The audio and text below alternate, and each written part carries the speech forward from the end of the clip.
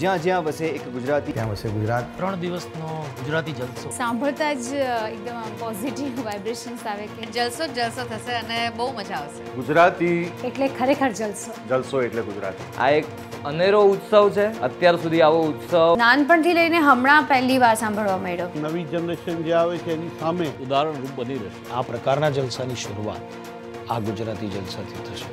વધારેથી વધારે આપણે બધાએ સહભાગ લેવો છે અને ગુજરાતીઓને ખાસ પ્રિય ખાણીપીણી ગુજરાતમાં વૈવિધ્યસભર વાનગીઓનો પણ અતૂટ ખજાનો છે। જેવું થેપલું ડબ્બામાંથી બહાર કાઢો અચ્છા ગુજરાત કે નહીં 80% બહાર સારું જમવા માટે કેવળ ગુજરાતીઓ જ હોય છે। જેમ થેપલા ને ઢોકળા ખાયા વગર ચેન નથી પડતી એવી રીતે આ ભાષા બોલ્યા વગર એમને ફાવતું જ નથી। આ બધા જ તત્વોનું આ મિશ્રણ છે અને સાથે સારામાં સારી વાનગીઓ ખાશો।